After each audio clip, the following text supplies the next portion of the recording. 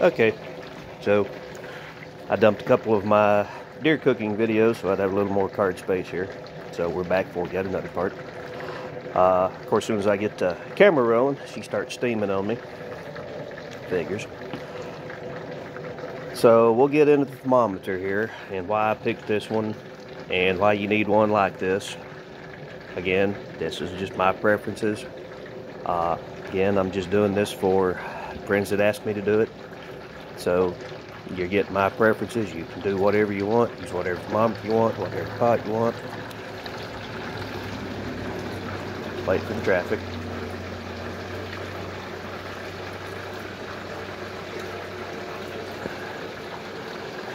So anyway, I'm gonna cut my heat just a little.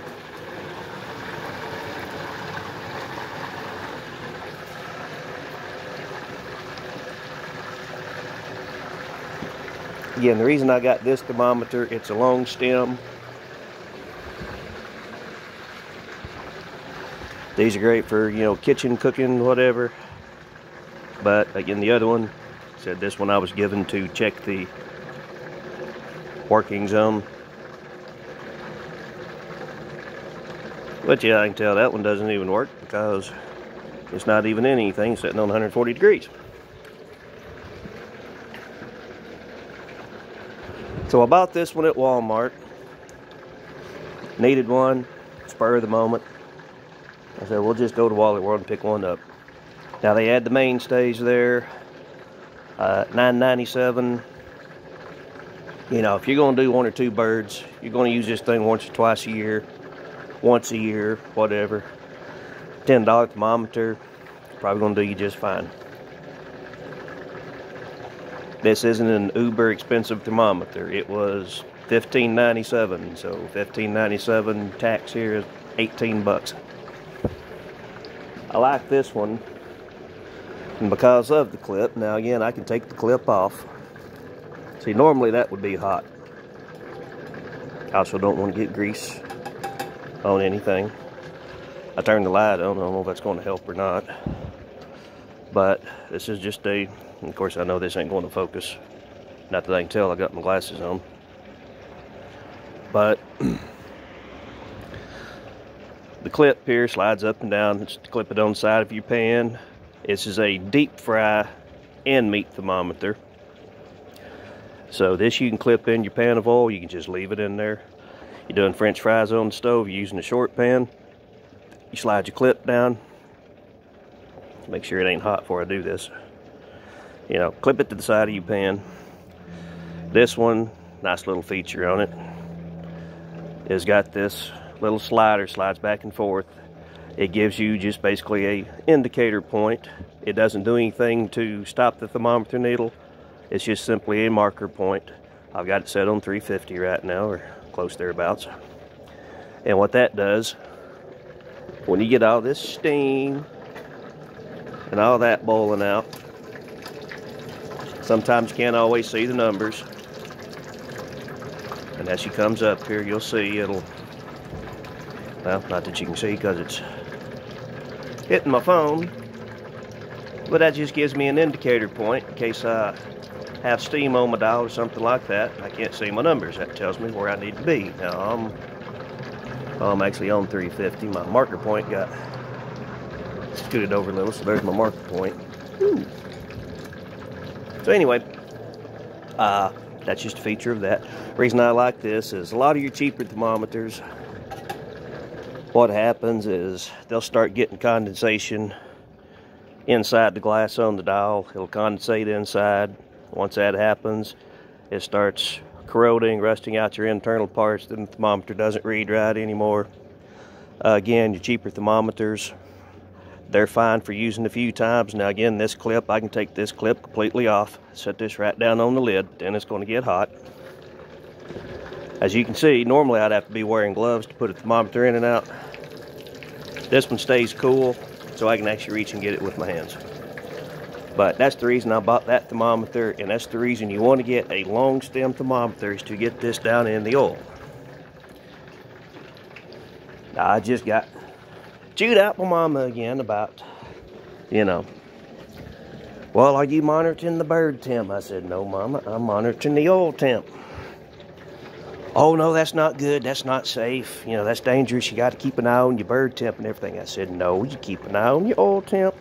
When you take the bird out, you stick a thermometer to the bone, read it. If it ain't hot enough, you put it back in. Easy peasy. Which we'll get into real quick here. Rule of thumb on poultry is basically 4 minutes per pound at 350 degrees. Also, I forgot about that earlier, you know, check what time it is when you put your bird in. It kind of helps a little. So this one went in roughly about 6 o'clock. Now, the 4 minutes per pound, or I'll say 4 minutes per pound because they say 4.5 minutes per pound. I usually do about 4 minutes per pound, rough guesstimation. Easy math. Then I'll take it out, check the temp on the bird. Now, because that bird's going to be hot when you take it out, your oil's going to be hot when you take it out, it's not going to lose enough heat on either the oil or the bird in the 15 to, even if you got a crappy thermometer, 30 seconds it takes to take the temp. It ain't going to lose enough heat in 30 seconds. If you put it back in, it's going to soak the grease. So, 4 minutes per pound. 16-pound bird, you know, a lot of people are like, well, it's 4.5 minutes per pound, so I'm going to cook the 16-pound bird for an hour and 4 minutes to take it out and it'll be done. Don't work that way. Check it. Then you can put it back in if you need to.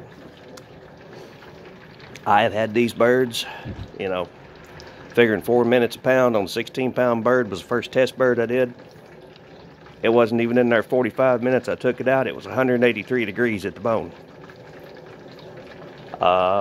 Most people say 165 on poultry.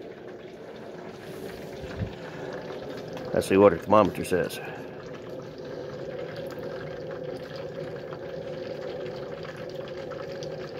Okay, well, this just gives us a frying temp.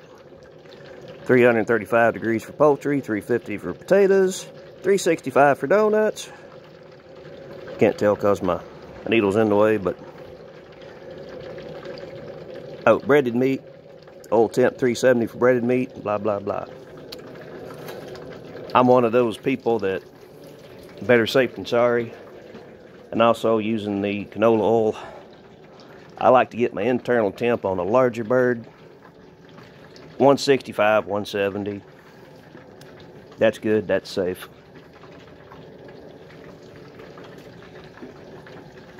So now this, according to the thermometer, says 335 for poultry.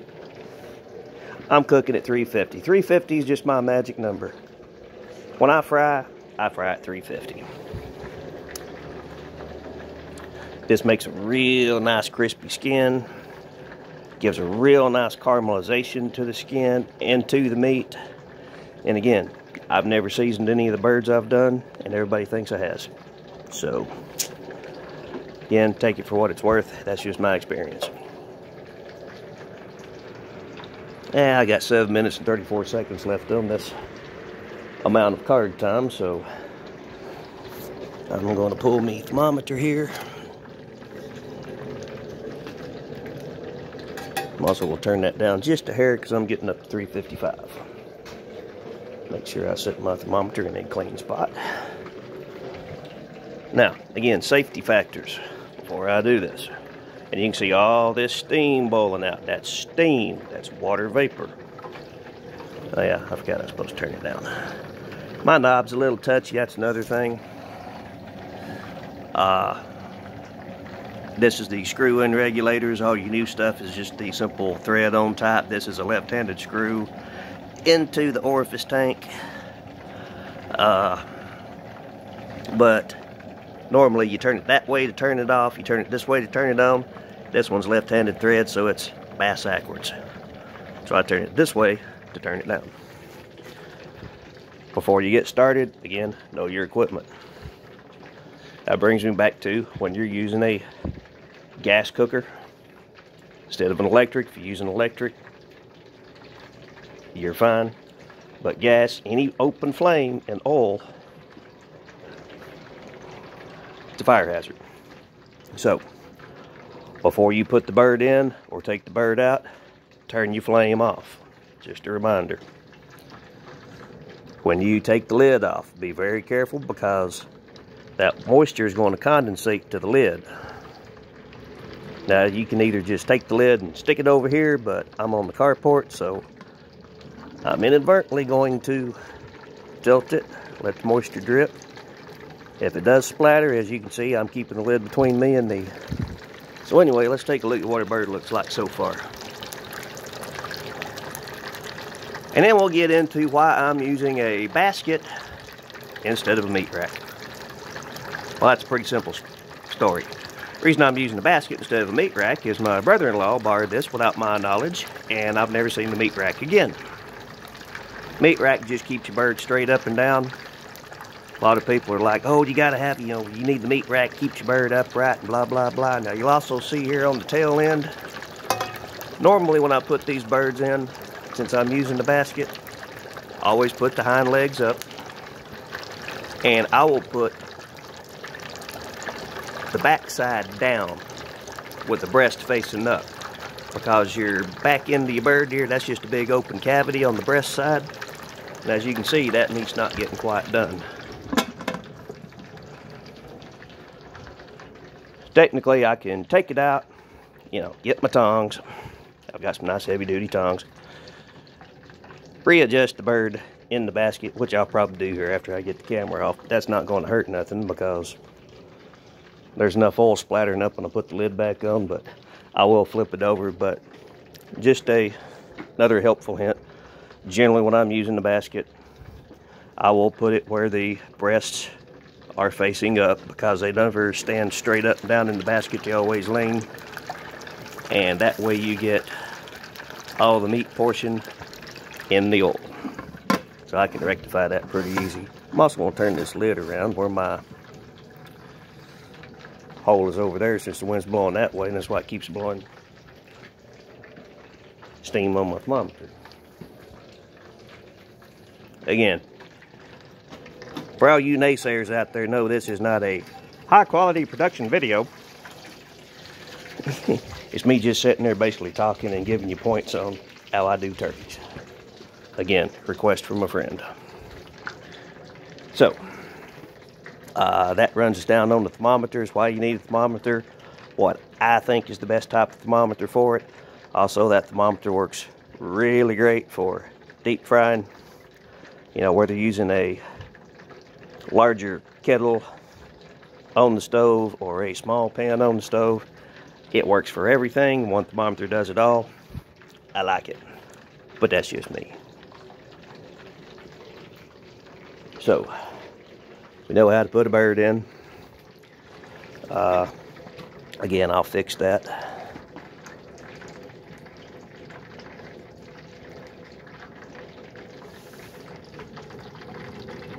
Ooh, got to turn down a little more. I'm getting up to that's 357, 358.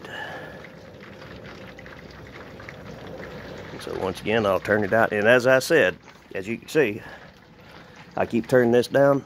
Once it comes up to temp, from this point on out, very, very little flame will keep this at temp. Okay, there's my card expiration, and I'll be back in a bit.